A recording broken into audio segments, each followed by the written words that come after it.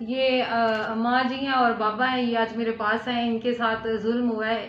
सारी जिंदगी ये अपनी जमा पूंजी इकट्ठी करते रहे हैं। इन्होंने अपना जानवर बेचते रहे हैं, उसके पैसे जो इनकी ज़मीन से फसल होती थी उसके पैसे ये इकट्ठे घर में गट्टू में डाल के रखते रहे हैं।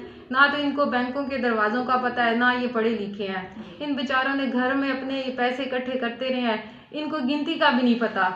इनके अंदाजे के मुताबिक कि हम लोग 12 लाख से ज़्यादा पैसे इकट्ठे किए हुए थे, लेकिन जिस तरह इन्होंने बताया है तो मेरे ख्याल में वो 20-25 लाख से भी ज़्यादा इनके पैसे थे, जो कि इनके घर डकैती हुई है। और तकरीबन 4-5 लोग थे और अम्मा जी बेचारी पे भी उन्होंने तशद्दुद किया। बुजुर्ग खातून है, ये बाबा जी बैठे हैं जो ठीक तरीके से बात भी नहीं कर सकते। और इनके साथ जो FIR देने के लिए थाने गया बंदा, वो खुद मुजरिम थे, एक जहाँ तक मेरा ख्याल है, और उनके पीछे पूरा गैंग है जो मुजरिमों को बचा रहा है।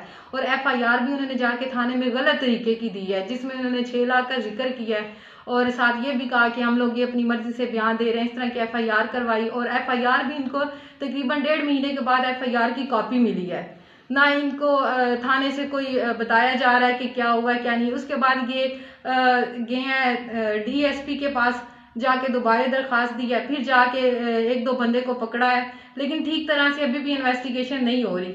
और अब ये चाहते हैं कि हमारी जो FIR है वो ठीक तरीके से दोबारा काटी जाए और जो हमारी इन्वेस्टिगेशन है वो SP इन्वेस्टिगेशन मियाँ वाली के पास लगाई जाए। और मैं उम्मीद करती हूँ कि इनकी FIR दोबारा इनकी मर्जी के मुताबिक, जिस तरह इनके साथ हुआ है उसके मुताबिक